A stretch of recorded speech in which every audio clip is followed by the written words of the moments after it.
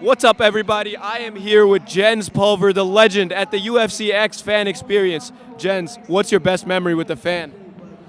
With the fan? Oh man, I can't. I'm trying. Okay, so there was this one time, UFC the tap out. They were at the big warehouse and they were doing a signing. Okay, and it started raining. It started raining stuff, and a lot of the people went in that were doing the autographs. I'll never forget. The fans were still standing out there, and I'm sitting there, and one of them goes, "What about you, Pulver? Are you gonna go inside too?" And I was like, "No. If you're all gonna stand out here, I'll stand out here with you." I go, "Shoot, if you're doing it, I'm doing it." So I just sat there and I sat out in the rain with them. If they were out in the rain, I was out in the rain. I'll never forget that. "What about you, Pulver? Huh?" I was just getting ready to walk in. I said, I'm here. I'm in. So that was cool. You're a good man. So Jens, I gotta ask you, you do a lot of streaming now. I wanted to know, do you believe streaming is the future of MMA media, or do you think traditional journalism is gonna continue? I think there's a little bit of both. I think adding it in and creating something with traditional journalism and then share it onto there's moments to have the streaming, there's moments to have live, there's moments kind of like this. Obviously streaming and reaching out as opposed to sitting at home in a studio and streaming or having people come on, via Zoom or whatever it is. But every now and then it's worth getting out there and meeting live and talking to people too. So I guess like a combination of both, so to speak.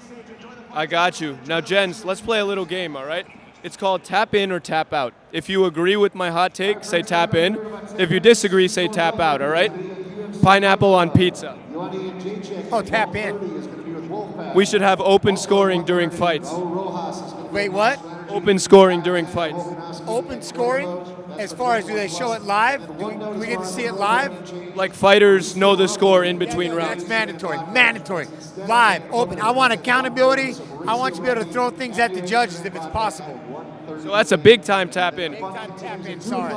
All right, so champions should defend their belt at least 3 times before moving up for double champ status. I like that, tap in. All right. Well, social media matters more than ranking.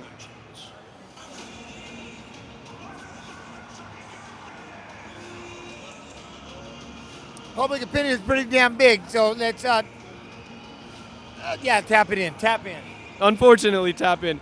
And one last tap in question. You're in a cage with the lion for 1 minute, but if you survive, you make $1 million. Tap in or tap out? Oh, I'm rich, tap in. Yes, sir. And Jens, one last question from me. Another legend, Dustin Poirier, is retiring. What's your best Dustin Poirier memory? His first fight, I think it's what he did and what he created at the end of his career, towards the end of his career. How he was finally recognized for being the savage he's always been.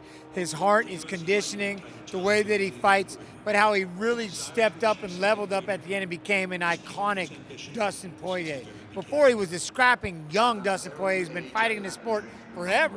Him and Max, I mean, it's just crazy. And the fact that, but just the way that his career blew up at the end and he became, how you get above, he's not just a UFC fighter, I guess it's obviously a legend later. He's a living legend, a still fighting legend. However you want to put that, where he's still fighting, but he's Dustin Poirier. He has jumped up above, and I think the way that his career has ended, yeah, it's incredible. That's a great story. Jens, thank you so much for hopping on with me. Wish you all the best, man.